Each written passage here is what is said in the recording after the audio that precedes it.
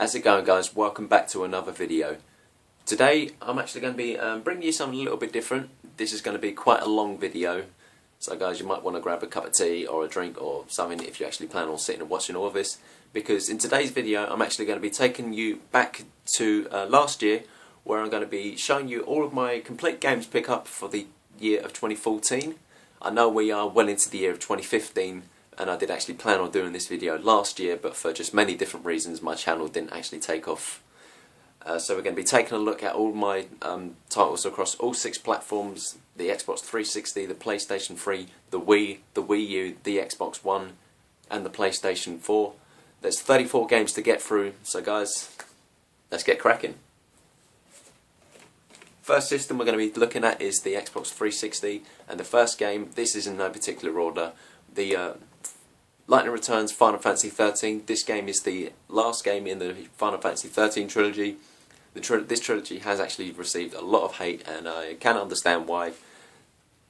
You know, a lot of old school fans would be pissed off of this game, but I really enjoyed it. Hence the reason, you know, I've completed the Final Fantasy 13 trilogy. You got Crackdown 1 and Crackdown 2 next.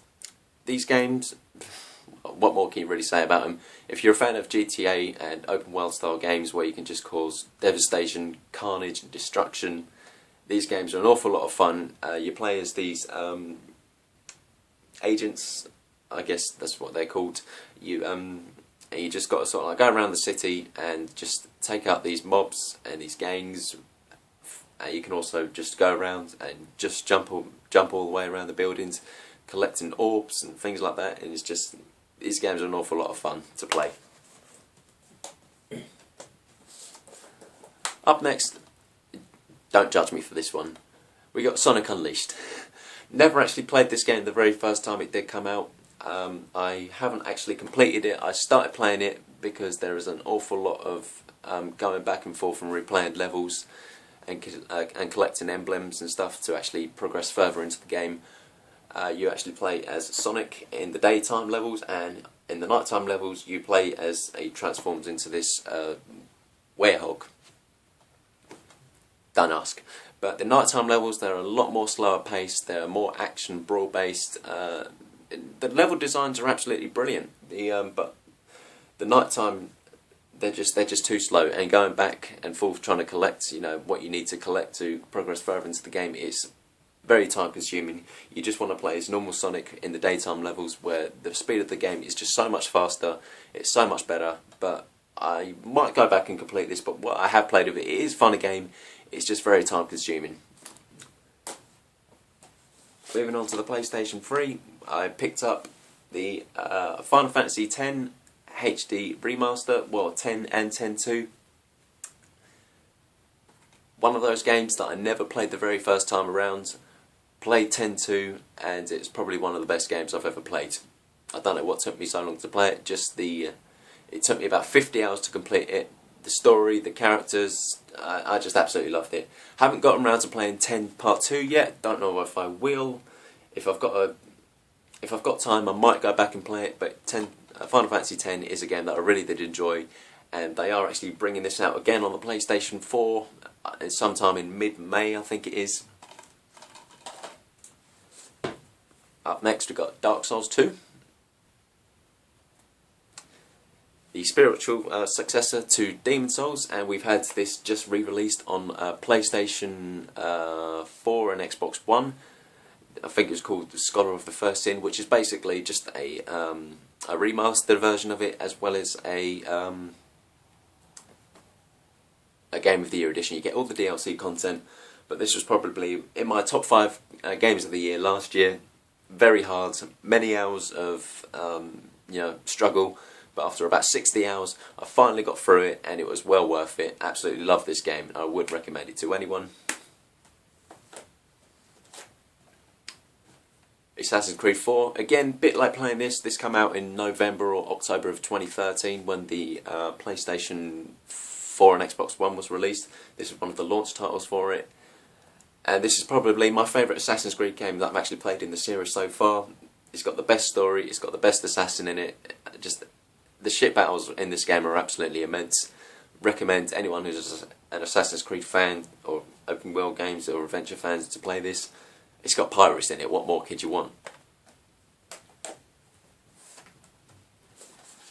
Moving on, we've got Tales of Xillia 1 and Tales of Xillia 2. These two games are part of the ongoing Tales series. The other Tales games are there. They're Tales of Symphonia, Tales of Vesperia, Tales of Graces. Not actually played any of those. These are the only Tales of games that I've played. Two RPGs, Japanese. Didn't think I'd actually enjoy them. I thought I'd give them a go because they got two really nice collector's editions of them.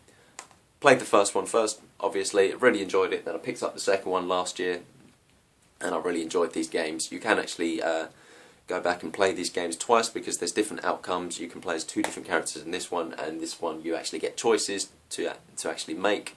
So you can actually, if you didn't choose choices the first time, you can whatever. I don't know where I'm going with it. Tales of Xillia 1 and 2, guys. And up next, very quickly, we got Kingdom Hearts 1 and Kingdom Hearts 2. Guys, I did full unboxings of these in my last video, so if you want to go back and check that out, please do.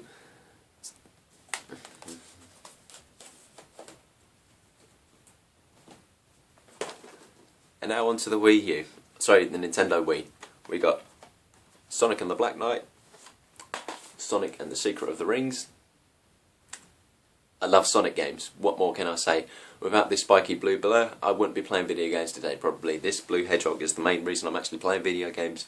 Back on the Sega Master System, Sega Mega Drive, I just remember those being the very first games that I played. These two games not very well received in the Sonic series.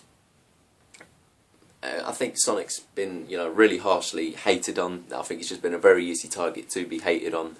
But I'm a die-hard Sonic fan, so I absolutely love these games. Sonic and the Secret of the Rings and the Black Knight.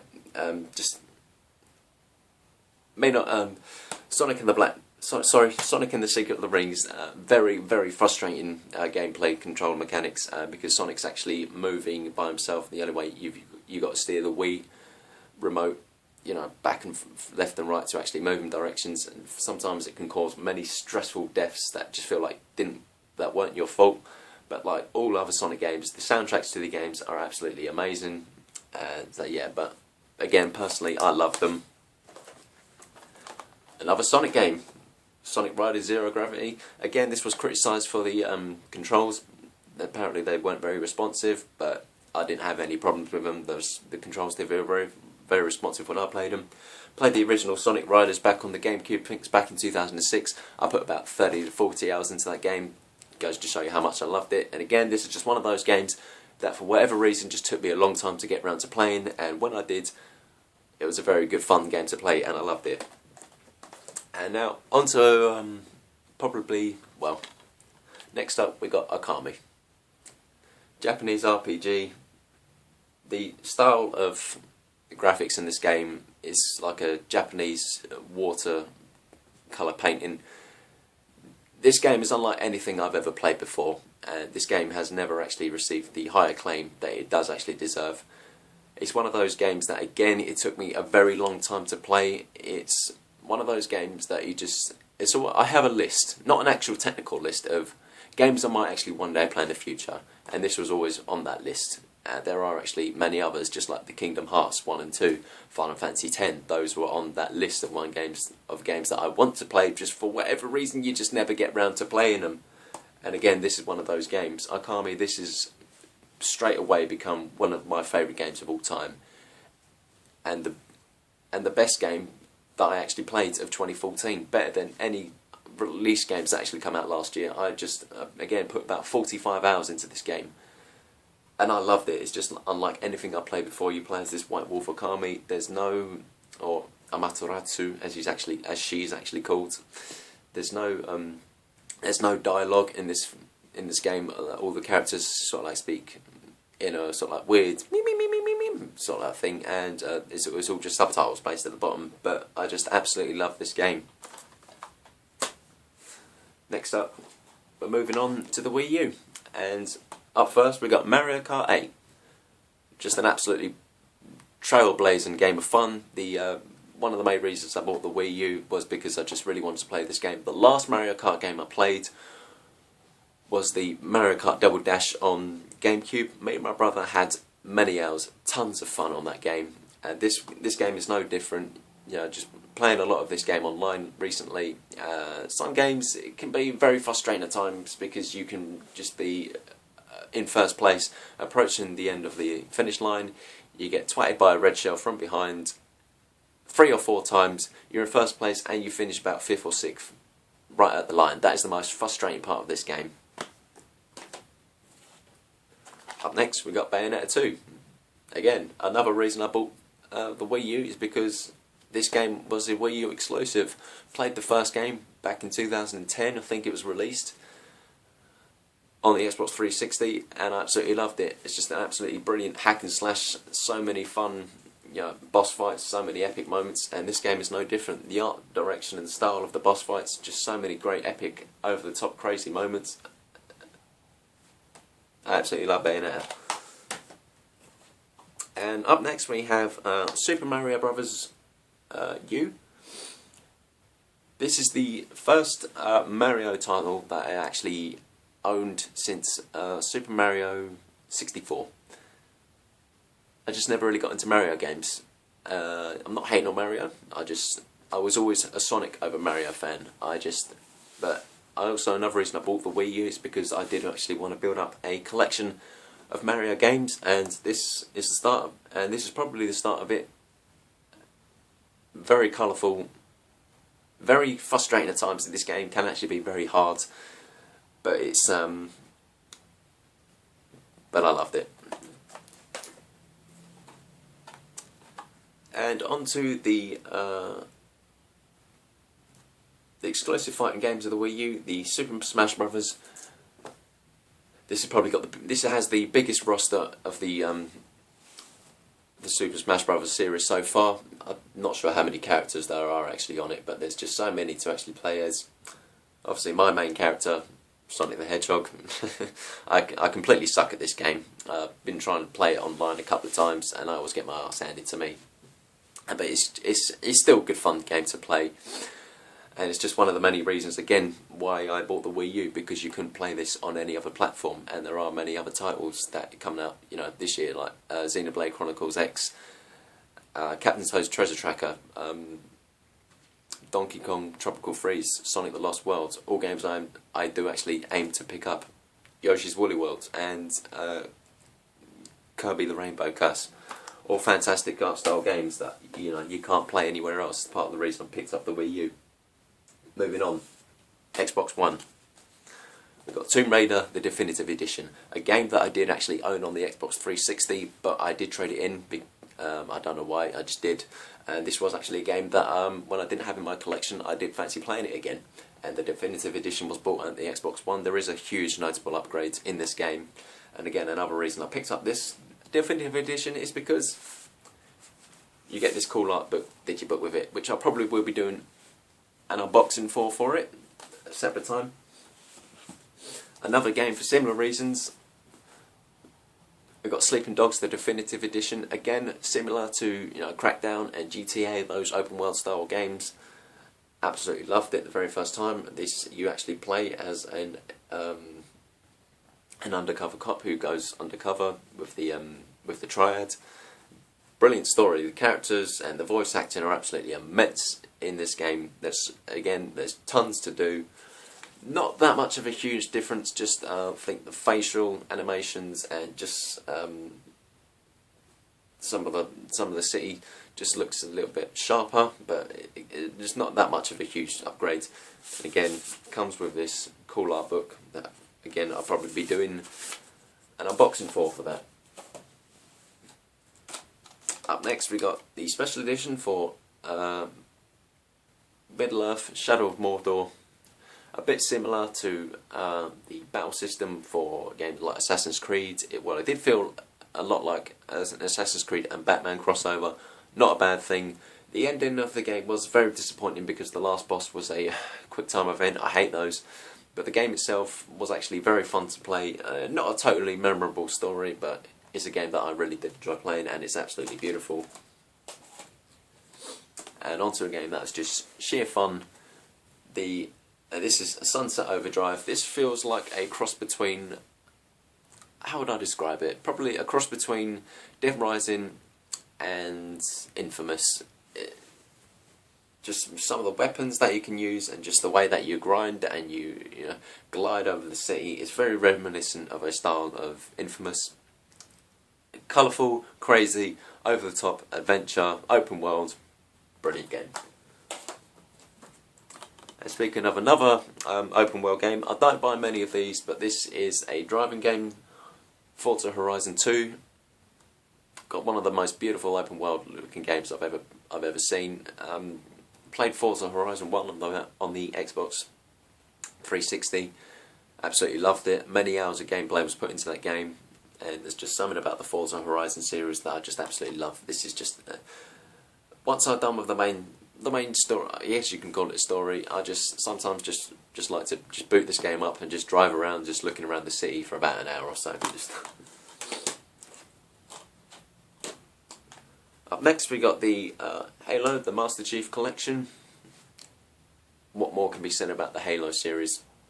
Pretty much, well, the main reason I bought this game was actually for the main reason it was released, the anniversary edition of Halo 2. Never played Halo 2 before. I don't know why, just don't ask me. And again, I've just put many hours into the multiplayer of this game. Absolutely love the Halo series, and I'm really looking forward to Halo 5 Guardians.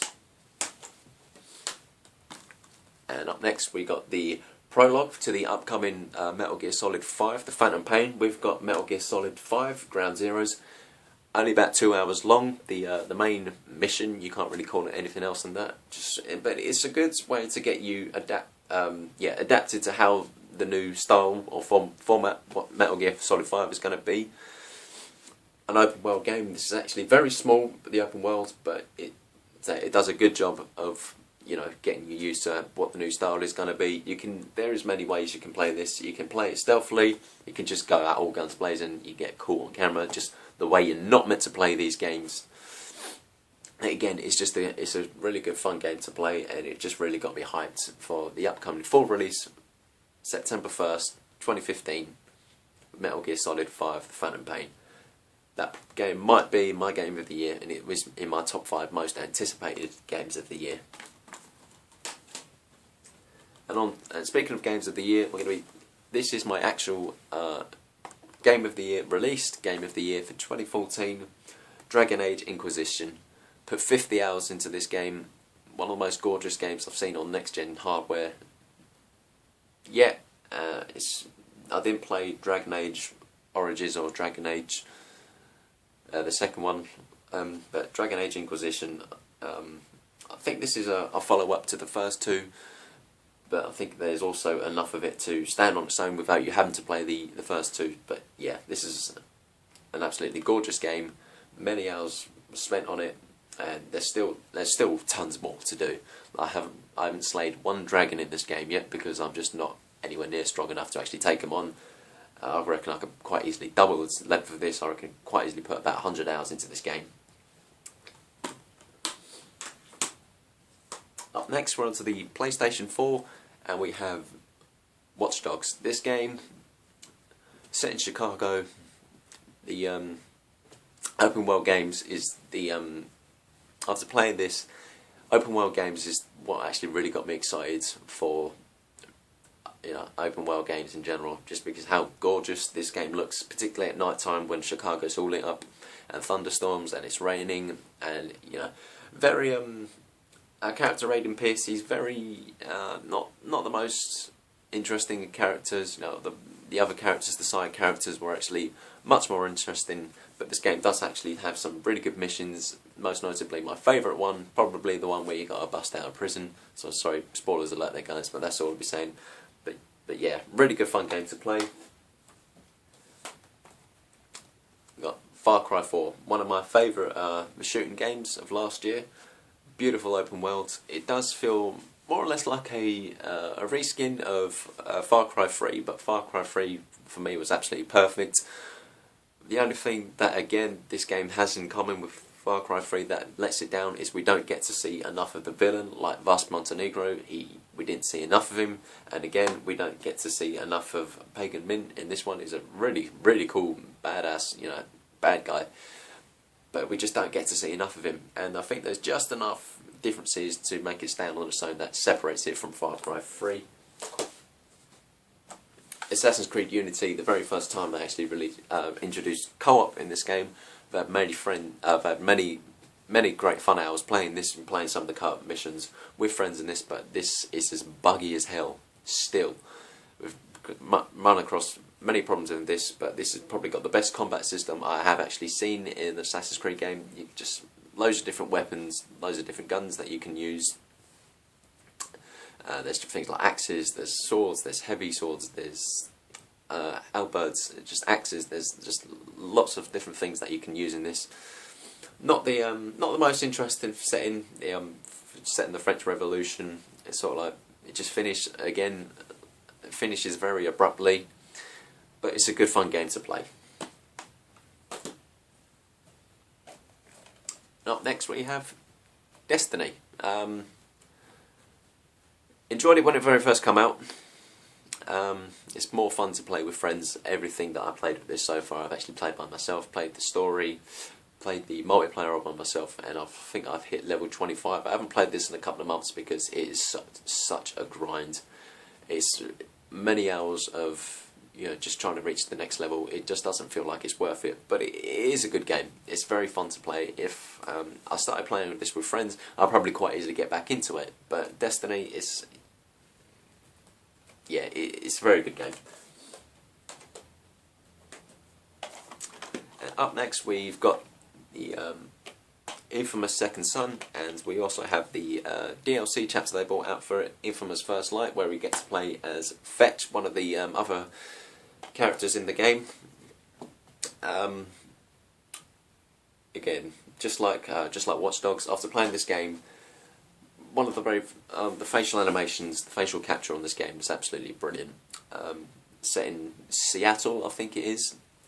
Again, just the way they've captured it and the way it's lit up and looks at night time, it looks absolutely gorgeous. Open world games again on the next gen just really got me buzzing, and this game again is one of those games that you can go back and you can play twice. There's good decisions and there's bad decisions, and I really enjoyed those games. And last but not least, we got The Last of Us. My game of the year for 2013. Picked this game up because, well, I was pretty much persuaded to pick it up by friends who who traded in the PlayStation 3s and bought their PlayStation 4 copies. I wasn't actually going to get this game, but I remembered how much fun we did actually have playing the multiplayer of this game. I haven't completed the single player story of this game on the PlayStation 4 yet, because I completed it 3 times on the PlayStation 3. It's just the adventure and the relationship between Joel and Ellie, our two characters here. It's just such an emotional, story-driven, gripping game that we just don't really see in video games often enough for me. And so again, I bought this game again just to play the multiplayer version. I will dive in and play the single player again just when I fancy it, when I get time, when there's a quiet period of when there's no influx of games coming out. But yeah, The Last of Us, great game. So guys, that was just a very quick look at my complete games pickup for the year 2014. I will probably do another one of these at the end of this year for the complete games pickups of 2015. I have got a few games that I have already picked up this year, but there's only a very few, so I was thinking of including them in this video. So guys, forgive my rambling. I didn't really know what I was saying about all of these titles, but I hope you enjoyed this video. So guys, until the next video, take care.